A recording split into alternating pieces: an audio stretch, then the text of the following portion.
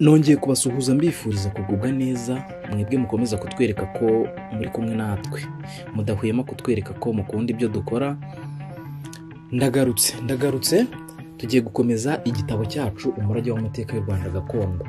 Duherukana ubushize dusoma iri buriro, twabonye uburyo abakoloni basanze u Rwanda rwacu ari igihugu gihuje umuco, kivuga ururimi rumwe ndetse gifite n'abayobozi biyumvanagamo, bituma abakoloni bibatangaza cyane. Byarabatangaje, gusa ikintu cyaje kutubabaza nuko aho kugira ngo baze bashyigikire ubwo bumwe bwacu n'umubano gakondo, bahisemo politike yo kuducamo ibice bishyamiranye. Uyu munsi rero tugiye gukomereza kuri iri buriro. Iyi niyo paje tugiye gusoma duhereye kuri iri buriro. Reka dutangire dusome. U Rwanda rw'ubu ni igihugu gito cyane ugereranyije n'ibihugu birukikije. Nyamara ku ngoma y'umwami Jeni w'Umusinga ndetse no ku mwami Gihanga w'Umunyiginya, cyari kikubye icyubu ku ngoma ya Repubulika inshuro zirenga ebyiri. Twumvisemo hano umwami Gihanga agihanga u Rwanda rwacu, rwari rukubye urwo tubona ubu ngubu inshuro zirenga ebyiri. Turaza kumenya impamvu rwagiye rugabanuka n'ibyavuye aho byagiye. Uko dukomeza dusoma kino gitabo turaza kugenda tubyumva. Muri iki gihe u Rwanda rwatakaje intara zometswe n'abakoloni ku bihugu birukikije bari barakolonije. U Rwanda rwari no gutakaza Umutara n'Igisaka iyo Musenyeri Classe atabihagurukira, nk'uko tuza kuyona hepfo ku ngoma ya Yuhi wa kane Musinga. Iyo Musenyeri Classe ataza kubihagurukira, intara twari tuzi nk'Igisaka, Umutara, izo ziba zaragiye. Muri aka gatabo dukoresha ururimi rw'Ikinyarwanda gisanzwe cyumvwa n'abavuga ururimi bose, harimo Abahangaza, Abarundi, Abafumbira, Abashubi, Abanyekongo ba Masisi na Rucuro. Abo bose babasha kumva iki Kinyarwanda, nubwo bamwe muri aba tuvuze ntabwo tuzi, nk'Abashubi, Abafumbira, Abahangaza. Gusa uko tuzagenda dusoma iki gitabo tuzagenda dusobanukirwa nabo, tuzabamenya, tumenye uko bari bameze. Ndakeka muri abo ngabo bari kuri ziriya ntara zagiye zitwarwa n'abakoloni bakazomeka ku bihugu bagiye bakoloniza. Turaza kubibona muri iki gitabo. U Rwanda ni igihugu cyakozwe n'Abanyarwanda ubwabo bayobowe mu ikubitiro n'abarenge. Ingoma Nyiginya y'Abasindi nayo ifatanyije n'Abanyarwanda bakomeje kubaka ubumwe bwabo kugeza ku ngoma ya gikoloni. Ni muri icyo gihe cy'ingoma Renge Nyiginya, nk'uko mugiye kubisoma muri aka gatabo, Abanyarwanda bageze ku muco umwe no ku rurimi rumwe duhuza. Runo rurimi ruduhuza nyine nicyo gihe Abanyarwanda barugereyeho. Umunyarwanda wese azahamenyera inkomoko ye y'ukuri kandi imuteye ishema. Uko dukomeza gusoma iki gitabo bizatuma buri munyarwanda wese amenya inkomoko ye kandi imuteye ishema. Umuntu uzasoma aka gatabo azahamenyera inkomoko y'ingoma ya mbere y'Abanyiginya Rwoga. Muzahamenyera ko Abanyiginya batarwanije Abarenge, ahubwo byabaye umurage. Ingoma iraragwa ntiyibwa. Iryo ni ihame ry'abami b'Abasindi. Twigishijwe amateka y'u Rwanda ku ngoma y'abakoloni, ndetse dusoma n'ibitabo byanditswe n'abakoloni babogamiye ku nyungu zabo bwite. Ijambo ry'umukoloni ryari iry'umutegetsi mu Rwanda. Umunyarwanda yashyizwe mu rujijo n'amateka yanditswe n'abakoloni. Padiri Alexis Kagame wakundaga cyane ingoma Nyiginya niwe munyarwanda wa mbere wanditse ibitabo byinshi ku mateka yacu mu gihe cya gikoloni na Repubulika ya mbere. Uyu mupadiri dushimira cyane umwete n'umurava yakoresheje mu kudufasha kumenya amateka yacu, yanditse byinshi ku ngoma Nyiginya y'Abasindi. Ibi byari kurushaho gushimisha Abanyarwanda benshi iyo ashobora kuvuguruza abakoloni mu mateka agoretse ku byerekeye inkomoko n'amoko y'Abanyarwanda. Ntabwo twahakana ko habayeho iyimukira ry'amoko y'Abanyarwanda, bashoboraga kugira inkomoko zinyuranye ariko baturanye. Turaza kubisoma neza bituganisha mu gushakisha ukuri. Ni muri aka gatabo tuza kubona ko ingoma y'Abarenge tuyikesha byinshi mu mateka yacu. Ibitabo byinshi by'abakoloni byaduteshaga agaciro, ariko ukurikiranye neza amateka yacu usanga harimo atera ishema umunyarwanda wese. Birumvikana ko ari amabi, ari ameza, yose ni amateka yacu tugomba kwandika uko ari. Amateka gakondo yacu avugwa ashingiye cyane cyane ku ngoma nyiginya n'iy'abarenge. Ingoma y'abarenge niyo tuza kubona hepfo ko yatugejeje ku ngoma nyiginya. Mwumvise bya bindi? Ingoma nyiginya ariyo yari iyobowe na Gihanga, umwami Gihanga nyine ko niwe wari umwami w'abanyiginya. Yari umwami w'umunyiginya, aribo baje basanga ingoma y'abarenge. Ubwo muri make habana ingoma y'abarenge, hakurikiraho ingoma nyiginya. Iyi ngoma nyiginya nayo yaje gukurwaho n'ingoma ya gikoroni. Mu gihe ibindi bihugu byariho byagurwa n'abakoroni, u Rwanda rwacu rwo rwahagiriye amakuba yo kunyagwa intara zarwo ku mpande zose. Ababiligi batwaye intara zari mu burengerazuba, naho Abongereza batwara izari mu majyaruguru n'uburasirazuba. Ni nayo mpamvu usanga Abanyarwanda benshi bahora batotezwa mu bihugu bidukikije kandi bari ku butaka bwabo. Iryo zina ryonyine ry'Abanyarwanda baryitiranya n'abaturage b'intara twasigiwe n'abakoroni zagumanye izina ry'u Rwanda.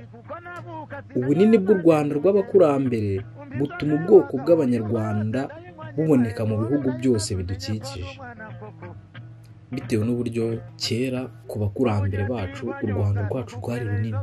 Noneho uko ibihugu bidukikije byagiye bidutwara intara zikomekwa ku bihugu byabo bitewe n'abakoroni, byatumye Abanyarwanda benshi bamwe na bamwe baguma muri izo ntara zabo, ubwo bagumye muri ibyo bihugu nyine bidukikije. Niyo mpamvu rimwe na rimwe tujya twumva ngo muri iki gihugu hari abantu b'Abanyarwanda, muri kiriya harimo Abanyarwanda, nyine bafite agace kabo k'Abanyarwanda. N'iza ntara zavuye ku Rwanda n'ubundi zometsweho.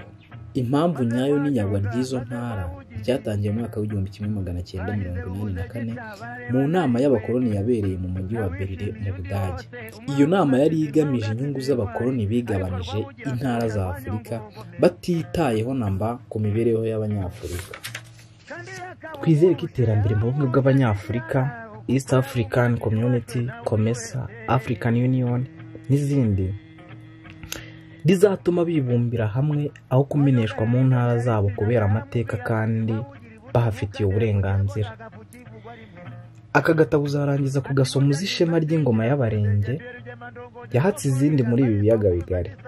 Ubutwari bw'abarenge ariyo nzu y'abami b'Abasinga, inkomoko y'ingoma nyiginya, inkomoko y'ingoma y'Ubugesera bw'Abahondogo, inkomoko y'ingoma y'Indorwa y'Abashambo, inkomoko y'ingoma y'Igisaka cy'Abazirankende, inkomoko y'ingoma y'Ubushubi bw'Abashingo muri Tanzania, inkomoko y'ingoma y'Uburundi, iy'Ubugufi, iy'Ubuha n'utundi duce bitaga utw'Abahinza batwariraga abarenge. Uzamenya imihindagurikire ijyanye n'ibihe mu gushaka abageni hakurikijwe ibihe n'urwego rwa buri muntu. Uzamenya itandukaniro ry'ubwoko gakondo n'inzu. Uzamenya aho inzu yawe ihurira n'andi mazu muhuje ubwoko gakondo. Uzamenya ko ubuvandimwe bw'Abanyarwanda butari umugani kandi bushingiye ku kuri. Aka gatabo k'incamake mu mateka y'u Rwanda ni akazafasha abakunda gutarama no kuganirira abana babo kumenya iby'ibanze mu mateka yacu. Benshi mu bazagasoma bazashobora kumva bimwe bahoraga bashidikanyaho. Kubera ubushakashatsi buterwa n'amatsiko meza, bamwe bazagira impungenge ku byo badasobanukiwe, ariko uko bakomeza kugasoma niko bagenda bamenya inkomoko y'ibyo batumvaga. Ubushakashatsi bukorwa n'Abanyarwanda ndetse n'abanyamahanga buracyakomeza ngo ukuri kuganze mu Rwanda. Tuzi ko abakoroni bagerageje kwica amateka ku nyungu zabo, ariko ubu ukuri kwaragaragaye kubera ubushakashatsi. Ibimaze gukosorwa n'Abanyarwanda ni byinshi. Kimwe mu byari byaduhangayikishije n'ihuriro ry'inkomoko y'Abahutu n'Abatutsi mu Rwanda. Aka gatabo karimo ibisobanuro bihagije. Ikindi tumaze kumenya ni uko inka zitageze mu Rwanda mu kinyejana cya 15, ahubwo zari zihari kuva no mu kinyejana cya 3 y'ibihe turimo. Nguko uko abantu bagenda bagaragaza ukuri kubera ubushakashatsi. Iyi niyo mpamvu nta wagira impungenge nimba yumvise muri aka gatabo hari ikitamunyuze, kuko ibyinshi azabyumva ageze ku musozo yumvise uko ubushakashatsi bwakozwe. Ibyifashishijwe byangombwa ni cyane cyane ibitabo bya Padiri Kagame Alexis, Padiri Bernard Muzungu, ibiganiro nagiranye n'abasaza, ingendo shuri nakoze, amasomo nigishijwe mu mashuri ku byerekeye amateka y'u Rwanda, ay'ibihugu bidukikije ndetse n'ay'indi migabane y'isi. Kwandika ibirebana n'amateka bigomba kwitonderwa hashakishwa ukuri.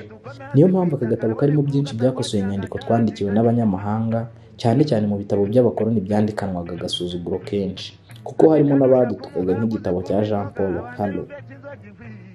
Uyu mukoloni Halo yanditse byinshi kuri Mutara wa gatatu Rudahigwa byazuye urwango n'ibinyoma. Nashatse aho nakura ibitabo byinshi bya Padiri Kagame, ariko benshi bakansubiza ko byatakaye mu ntambara, ngo ibyinshi byatwawe i Burayi nko mu Bubiligi, Ubufaransa n'i Vatican. Icyo nabonye cyitwa Indaberger de Rito Histoire du Rwanda, cyanditse mu Gifaransa kandi kivuga gusa ingoma nyiginya y'Abasindi uko tuyizi mu buhangange bwayo. Nakuyemo byinshi byiza byafasha, ariko ikibazo cya Padiri Kagame ni igoreka ry'inkomoko y'Abanyarwanda. Aka gatabo rero gafite ibice bikuru by'amateka bikurikirana kandi bifitanye isano ry'umurage, harimo nk'amoko gakondo yubatse u Rwanda, ingoma y'Abarenge yari yagutse yambukiranyaga amazi magari nk'Ikivu na Rwicanzige, n'inzuzi tuzi nk'Akanyaru, Rusizi, Rubavu n'Akagera. Hakazamo ingoma nyiginya yazunguye ingoma y'Abarenge, ingoma ya gikoloni ndetse n'ingoma ya Repubulika. Abanyarwanda twese twabwirwaga ko ingoma nyiginya ariyo yazanye ingoma nk'uko tuyizi bagura u Rwanda rwa Gasabo. Umugani waciwe n'Abiru ukatwereka ko abanyiginya bakomoka mu ijuru bakitwa ibimanuka, naho Abanyarwanda basigaye bakaba basangwa butaka. Ibi ni umugani nk'iyindi, ariko iby'ukuri nibyo tugomba gusesengura tukabiha agaciro. Muri iki gihe hari ibyoroshye kumva ko ari ibihimbano, nko kuvuga ko abanyiginya bamanutse ku ijuru. Icya mbere cyerekeye ko abanyiginya ari bibimanuka bakomotse kuri Kigwisabizeze mwene Shyerezo Nkuba wamanukiye ku isi avuye mu ijuru. Byari kwerekana ko abanyiginya bategeka babikwiye kubera ubuhangange bw'inkomoko. Ibi nta kubitindaho kuko byari imyumvire yashobokaga muri ibyo bihe, nk'uko no mu gihugu cya Afurika y'Epfo bavuga ko Abazuru bamanutse mu ijuru nk'ibimanuka. Harageze ko twandika ukuri gusa, keretse hajemo kwibeshya kwa muntu nta buryarya kubera ibura ry'amakuru y'imvaho, ariko ubushakashatsi buzagenda bubyerekana mu bihe bizaza. Ibyinshi byaranditswe ariko bigatwikirwaho ibinyoma kubera inyungu z'abategetsi bagamije gutegekesha igihugu. Ingoma z'abami b'abanyiginya tuza kubona hepfo yanditsweho bihagije na Padiri Alexis Kagame ni iy'abanyiginya b'Abasindi. Izindi nyinshi nyamara nazo nyiginya ntabwo zasobanuriwe rubanda nka nyiginya kuko zitari zifite ingoma rwoga.